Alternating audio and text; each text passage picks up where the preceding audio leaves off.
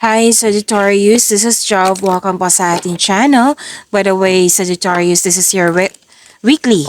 This is your weekly Gabay Tarot reading from January 12 to 18, 2026. Gamitin ang reading na ito bilang gabay lamang. Tandaan, Sagittarius, ito po ay general reading.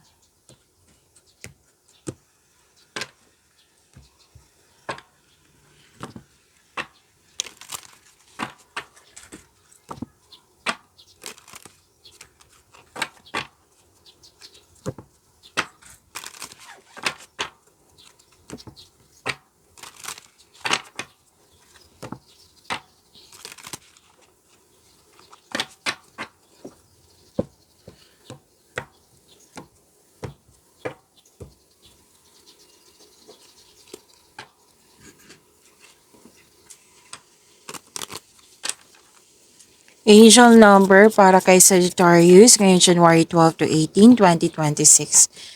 Intuition, angel number 1111. Sabi po dito, trust in yourself. Your inner whisper is working hard to let you know that it is guiding you. Listen in. What is it saying? Feel it. Where is it telling you to go next? See it. Close your eyes and allow. Trust the path you are on. To attract more blessings, let us say the power affirmation.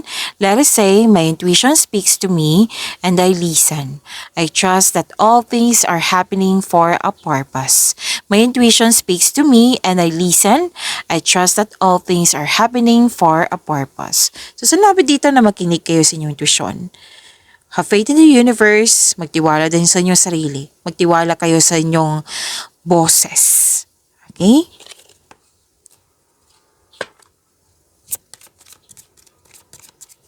Maraming salamat po sa inyong patuloy na suporta sa mga nag-donate, sa mga hindi nag-skip ng ads. Subscribe na po kayo sa ating channel at click bell notification para updated po kayo sa bagong video natin.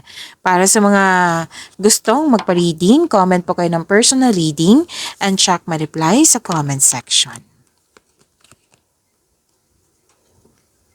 Sagittarius, mukhang nahihirapan ka sa pagpili nito or sa paggawa ng desisyon.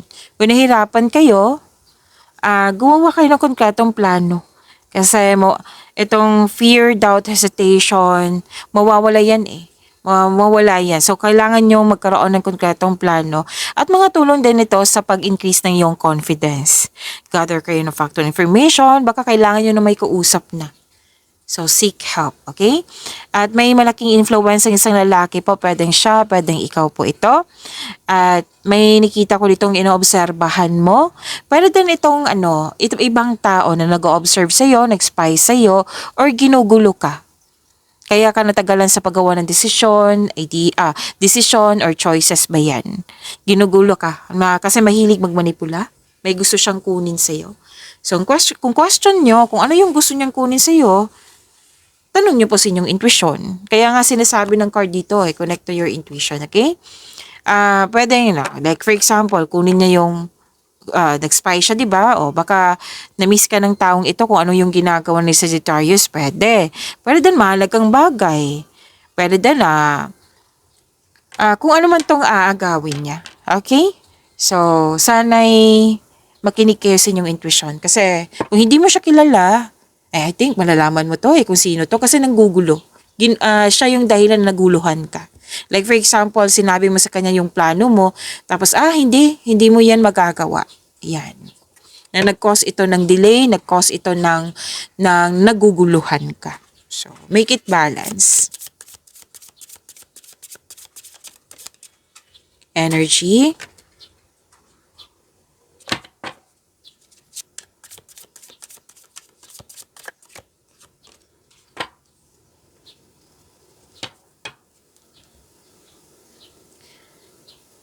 Para sa mga bago dito, kung may napansin kayo na repeating message, yan po yung pinupush ng card sa inyo.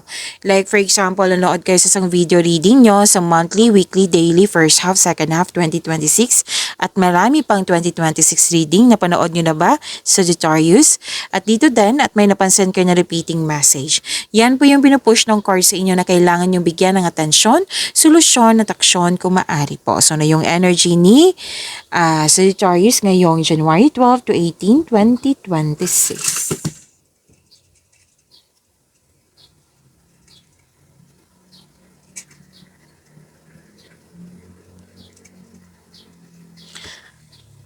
malalim ang iniisip. Nagmuni-muni, malalim ang iniisip. Nire-restrict mo yung sarili mo. Nagkaroon ka ng, pwedeng nagkaroon ng walang interest or may alok kasi. Ang ilan sa inyo may alok na pinag-isipan mo ng mabuti na kailangan may piliin. Yan yung sinabi ko kanina dito. Tandaan nyo? O, kailangan nyo makinig sa inyong intuition. O, ilang beses lumabas dito at dito din. Kung pwede ha, kung pwede po sa inyo. Natagalan ka dito sa paggawa ng pagpili, sa paggawa ng desisyon kasi guarded ka. Ayaw mo masaktan, ayaw mo magkaroon ng ayaw mo maging palpak yung pagpili mo, ayaw mo magkaroon ng negative outcomes. Kailangan ka sa dito ng willingness. Kasi nakikita ko dito na may fear na mangyari yung nakaraan, yan. I-release mo tong fear na ito. Kasi ito yung baggages na dala-dala mo sa present mo na makaka-apekto talaga to sa paggawa ng desisyon. So, you have to release this. Okay? Pag-release mo nito, may new doors for you. May sinabing card dito na new doors for you. Kung sa tao to, kailangan ng forgiveness. Kung nawalan ka ng gana, alalahanin mo yung inspiration mo sa buhay.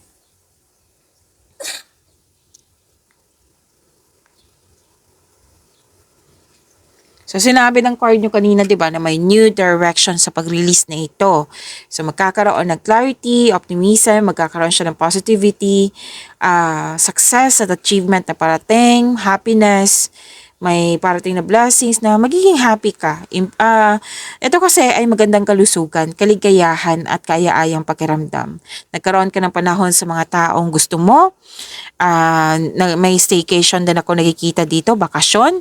May nagkaroon ka ng time sa mga bata or sa inner child mo. So, enjoy your success. Maaring makatangkap ka din ng balita na may buntis or wedding. May exciting opportunities. Magkakaroon ng financial growth and recognition. Yan. So, may grupo ng tao dito na very supportive sa'yo nang siyang dahilan na motivate ka. So, yung sinabi kanina na you have to release this kind of emotion na nagbibigay ng bigat sa iyo kasi pag-release mo nito, ang ganda ng naghihintay sa inyo. New beginning.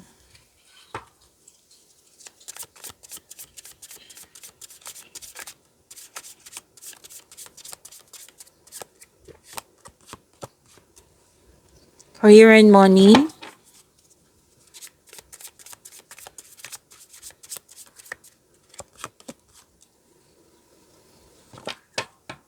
Actually, dalawang card po dito. Sa energy nyo at dito din, sinabi kasi dito na makaka-receive kayo ng malaking pera.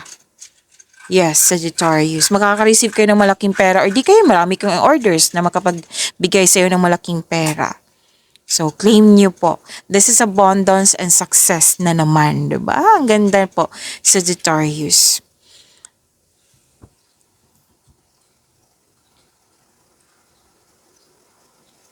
Okay, may biglaang pagbabago ako nakikita dito na pwedeng nabigla ka, pwedeng nahirapan ka, pwedeng hindi mo siya tanggap yung pagbabago.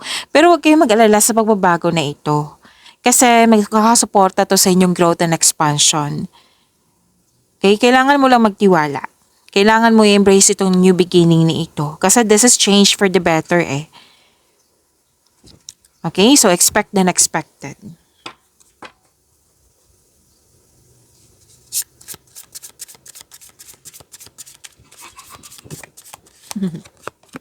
May kasama po ako dito bata. Baka may narinig kayong ingay.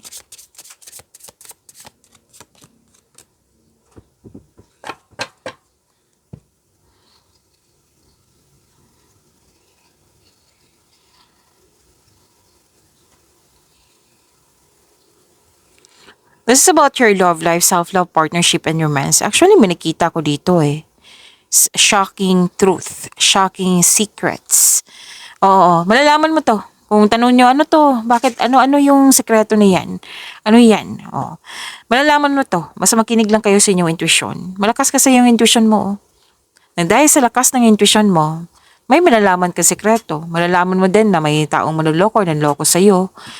Or, yun nga, hindi siya totoo sa'yo. Single ka man may relasyon sa buhay mag-asawa. Hindi lang to sa partner Pwede din sa matalik mong kaibigan, sa taong gusto mo, sa malapit sa'yo, malapit sa'yo. Kung malapit to sa'yo, kasi may sikreto mabubulgar, di ba? Magkakaroon kayo ng honest conversation. Okay?